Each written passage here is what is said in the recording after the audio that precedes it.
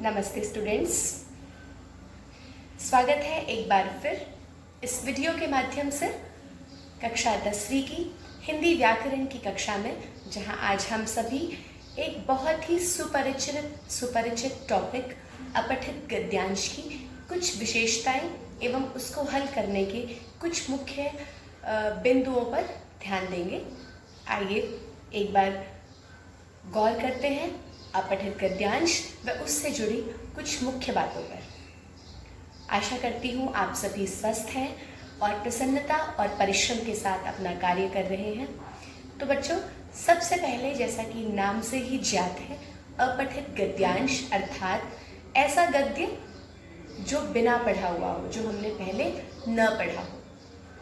अपठित गद्यांश को परीक्षा में 10 नंबर के लिए दिया जाता है, जहां विद्यार्थी अपनी सृजनात्मकता और अपनी मेंटल इनोवेशन का अभूतपूर्व प्रयोग कर सकते हैं, क्योंकि कॉम्प्रिहेंशन या अपठित गद्यांश बच्चों को सोचने के लिए एक नया नज़रिया प्रदान करने का कार्य करता है। वो ढूंढते हैं, जब हम प्रश्नों को किसी दिए हुए पैराग्राफ से ढूंढने का प्रयास करते हैं तो हमारा माइंड ऑटोमेटिकली डबल चलता है। तो ये अपठित गद्यांश हम सभी को न सिर्फ कक्षा 10वीं अपितु जब भी हम किसी कॉम्पिटिटिव एग्ज़ाम के लिए अप्लाई करेंगे तो वहाँ पर भी इस तरह के अपठित गद्यांश या कॉम्प्रिहेंशंस हम सबको मिलेंगी, क्योंकि ये हमारी लॉजिकल थिंकिंग एवं हमारी क्रिएटिविटी को मापने का सबसे सुगम और सरल तरीका है। तो आइए अपठित गद्यांश को सोल्व करने के और एक भी नंबर न कटने के कुछ महत्वपूर्ण बिंदुओं को ध्यान से देख लेते हैं, क्योंकि इस बार हमें बोर्ड की परीक्षाओं में हिंदी में अपितु सभी विषयों में, बट क्योंकि यहाँ हम हिंदी विषय की बात कर रहे हैं, हिंदी विषय में 100% अंकों के साथ स्कोर लिस्ट में टॉप पर रहना है। इसी के साथ, क्योंकि हिंदी हमारी मातृभाषा है, तो क्यों ना हम हिंदी भाषा पर, अपनी मातृभाषा पर पूर्ण अधिकार जमाने का प्रयास करें और हर छोटे बिंदु को ध्यान से सीखें। तो आइए हिंदी के बारे में, अपठित गद्यांश के बारे में कुछ महत्वपूर्ण बिंदुओं को जान लेते हैं। तो सबसे पहले, जब भी आप अपठित गद्यांश को सोल्व करेंगे, उसके प्रश्नों का उत्तर निकालेंगे, तो हमें सबसे पहले क्या करना होगा? हमने सबसे पहले दिए हुए प्रश्नों को ध्यानपूर्वक 2 बार पढ़ना होगा। उससे क्या होगा, आप सभी को एक पिक्चर बहुत क्लियर हो जाएगी कि आपसे क्या पूछा जाने वाला है।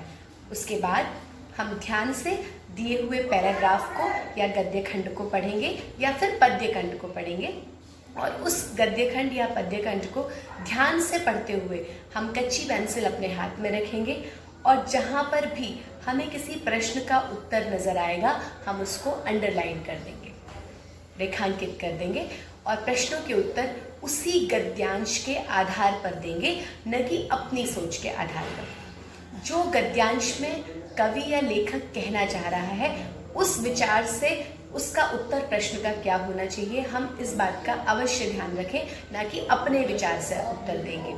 शीर्षक सदा ही छोटा और पूरे गद्यांश के विषय को कवर करने वाला। ये 3-4 बातें अगर हम ध्यान से अपनाते हैं तो हम अपठित गद्यांश में 100% अर्थात पूर्णांक प्राप्त कर सकते हैं। तो आइए इसी के साथ आपको मैं कुछ पिक्चर्स संलग्न करूंगी, जहां पर एक अपठित गद्यांश दिया गया है। इस अपठित गद्यांश के उत्तर आपको साथ में ही दिए गए हैं। आप लोग एक बार इन पर एक नज़र डालेंगे, इस दृष्टि से कि हम किस तरह से करते हैं और क्या बेहतर कर सकते हैं।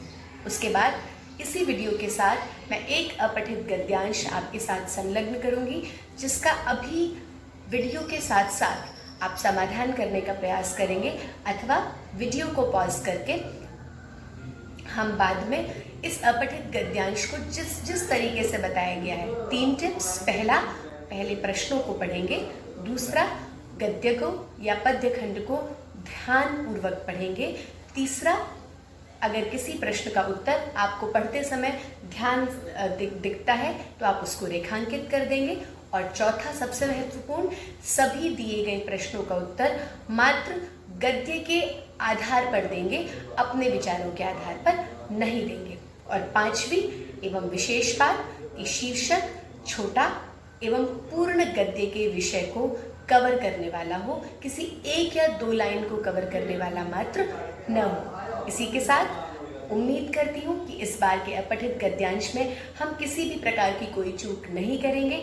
हालांकि आप आज की जनरेशन के बच्चे हैं और मैं जहाँ तक मानती हूँ कि आप सभी कहीं ना कहीं अपनी तरफ से बेस्ट प्रयास करते हैं किसी भी क्वेश्चन को अटेम्प्ट करने के लिए। तो आइए इस क्वेश्चन को भी 100% पूर्णांकों के साथ पॉजिटिव सकारात्मकता के साथ हल करने का प्रयास करते हैं और पूर्ण अंक प्राप्त करते हैं। साथ में एक और बात, इस तरह के अपठित गद्यांश जब भी हम पढ़ते हैं तो मात्र प्रश्नों का उत्तर देने के लिए उनका अध्ययन न करें, अपितु जितनी भी उसमें बातें कही गई हैं उनको प्रैक्टिकल लाइफ से कनेक्ट करें और अगर वो ऐतिहासिक है तो उसको जानने का प्रयास करें और अगर वो व्यावहारिक है तो उनको अपने जीवन में उतारने का प्रयास अवश्य करें, क्योंकि शिक्षा का महत्व व्यावहारिकता में आने के बाद ही बढ़ता है, नहीं तो यह सिर्फ अंक देने वाली शिक्षा रह जाती है। हम ऐसी किताबों को काबिले जब्ती समझते हैं कि जिनको पढ़कर बेटे बाप को खफ्ती समझते हैं। तो इसी उम्मीद के साथ आइए इस शिक्षा को अपने जीवन का अंग बनाएं, ना कि मात्र अंक प्राप्त करने का।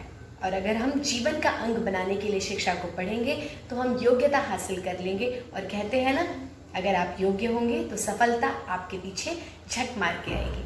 इसी के साथ अग्रिम वीडियो में एक नए टॉपिक के व्याकरण के नए टॉपिक के साथ मिलेंगे। तब तक के लिए स्वस्थ रहिए, सुरक्षित रहिए, प्रसन्न रहिए और परिश्रम करते रहिए। नमस्ते, धन्यवाद।